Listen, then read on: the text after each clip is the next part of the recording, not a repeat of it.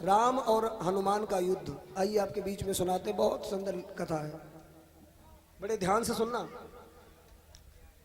कैवर्त देश के एक राजा थे, नाम था उनका राजा सुकंत। उनका नियम था, वो सत्संग के बड़े प्रेमी थे, सत्संग सुनने जाया करते थे। और सुमेरु पर्वत पर सत्संग सभा लगा करती थी, उसी में जाते और सत्संग प्रेम से सुनते। बड़े बड़े महात्मा ज्ञानी विद्वान आते थे उसमें। एक बार राजा सुकंत सत्संग सुनने जा रहे थे, बीच मार्ग में देवर्षि नारद मिल गए। नारद ने कहा, कहाँ जा रहे हो सुकंत? सुकंत ने कहा, सत्संग सुनने जा रहे हैं।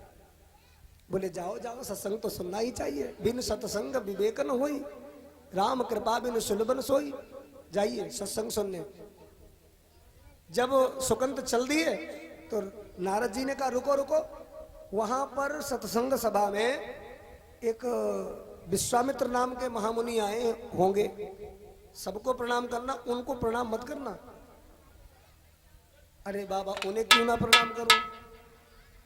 देखो, उनको तुम इसलिए प्रणाम मत करना क्योंकि तुम भी राजा हो और वो भी राजा ही थे कभी कन्नौज के, तो तुम उन्हें क्यों प्रणाम करोगे?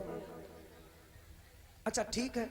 नारद जी ने ऐसा समझाया कि राजा सुकंत सत्संग सभा में सुनने के लिए पहुंचा तो सभी को प्रणाम किया, परंतु विश्वामित्र को प्रणाम नहीं किया। अब समाज के बीच में सबको प्रणाम कोई करे और एक ऋषि को छोड़ दे, भाई सबसे बड़ो जाति अपमाना। विश्वामित्र के क्रोध का ठिकाना नहीं। इस घमंडी राजा सुकंत ने मेरा तिरस्कार किया।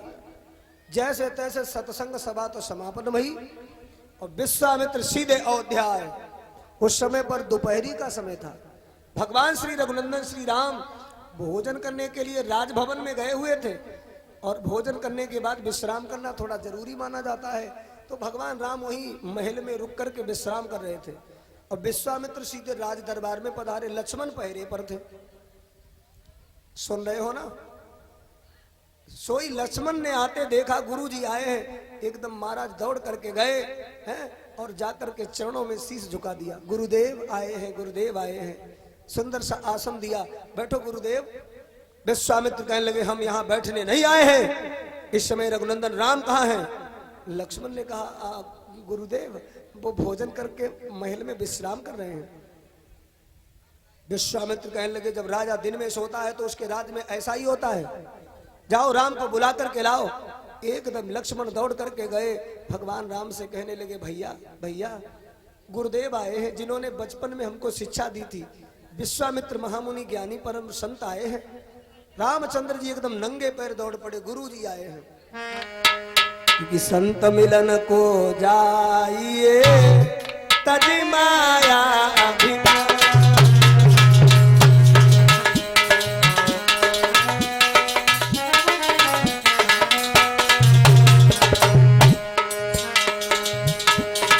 ज्यों ज्यों पग आगे बढ़े कोटि नैया के समान।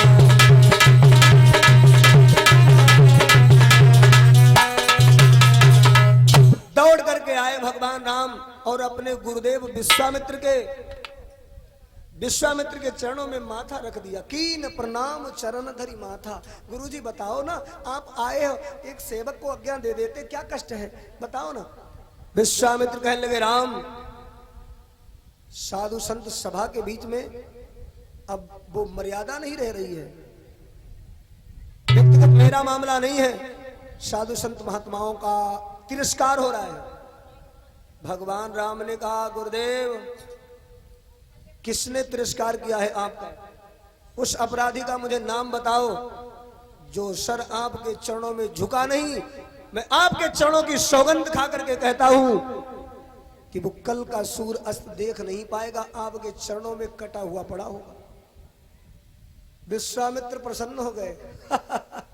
रघुकुल रीत सदा चली आई, प्राण जाई पर वचन ना जाई। अपने वचन पर अडिग रहना राम। राम ने कहा, बताओ ना किसने आपका अपमान किया है? विश्वामित्र ने कहा, अपमान करने वाला कैवर्त देश का राजा सुकंत है। अब तो प्रतिज्ञा कर ही ली है। उसी समय हुआ ये भगवान राम इधर सेना सजाने लगे, तैयारी करने लगे सुकंत का वध करने के लिए। उधर सुकंत को जब ये बात मालूम चली कि भगवान राम हमें मार डालेंगे, अब तो सुकंत को नींद नहीं आ रही, भूख नहीं लग रही है, न नींद लगती है न प्यास लगती है, जिंदगी बड़ी उदास लगती है। रो रहे हैं बैठे। अब नारद जी कहाँ चले गए? नारद जी तुमने मुझे कैसा ज्ञान दिया जो मेरा तो वध करने के लिए भगवान स्वयं राम तैयार हो गए, अब मैं क्या करूं, कहाँ जाऊं? अब नारद जी को पुकार रहे हैं, नारद जी अब आ ही नहीं रहे। सो नारद जी को जब ज्यादा बिलक करके पुकारो तो नारद जी प्रकट हो गए, बोले नारायण नारायण नारायण। क्या बात है सुकंत, तुम्हें नींद नहीं आ रही? सुकंत ने कहा मैं मरना नहीं चाहता बाबा। नारद जी ने कहा मरना तो कोई नहीं चाहता सुकंत राधा, मरना तो पड़ता है। अरे बाबा मुझे बचा लो। नारद जी ने कहा हम नहीं बचा सकते। अच्छा ये बताओ तुम्हें कौन मारेगा? सुकंत ने कहा भगवान श्री राम जी मुझे मारेंगे। नारद जी और हंस करके बोले तो और अच्छी बात है भगवान के हाथ से मरोगे सीधे स्वर्ग मिलोगे। सुकंत कहने लगे नहीं नारद जी मुझे कोई बचने का उपाय बताओ। नारद जी ने कहा देखो बचन का उपाय तो हम बता ही सकते हैं, लेकिन मेरो नाम ना लगाइयो, ठीक है? बोले बताओ। बोले चले चलो यहाँ मेरे साथ, और सुबेरू पर्वत पर अंजना मैया बैठी हैं, अंजना मैया के चरण पकड़ लेना और कहना कि अंजना मैया मेरी प्राणों की रक्षा करो, शरण में जाओगे वो त्यागेंगी नहीं, और अगर उन्होंने तुम्हें वचन दे दिया तो तुम्हारे प्राणों की रक्षा हो करके रहे, मेरा नाम मत बताना। अब मरता क्या नहीं करता। सुकंत रोते हुए गए अंजना मैया के, जाकर के चरणों में पछाड़ खा करके गिरे और कहने लगे मैया, अरे मैया ले मोई बचाई,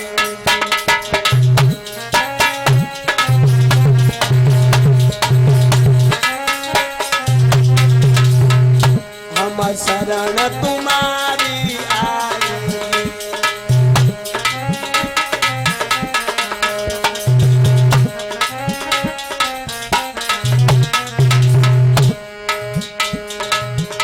अरे बाई समय पर राजा सुकंत के, अरे धरनी बिलखी बिलखी रह जाए। अरे हे हनुमत की मैया मेरी, मेरे लिए जो प्राण बचाए।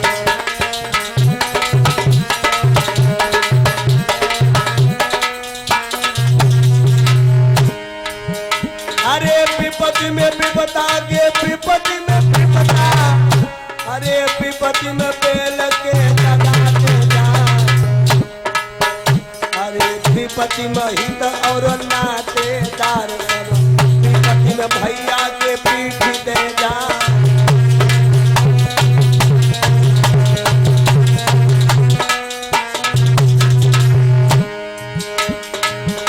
अरे विपदा पड़ गई थी शिव शंकर पे, अरे जब भस्मासुर पड़ो पिछा, देखे मूड गुफा में ही गुलिया, घर बन गए थे नरसेला।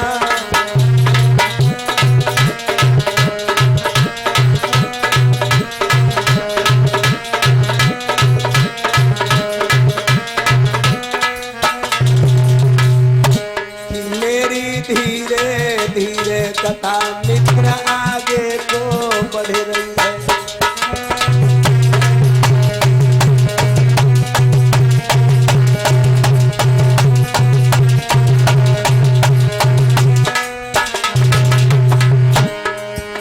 आगे को बढ़ रही है कथा, आगे को बढ़ रही है। ओ मेरी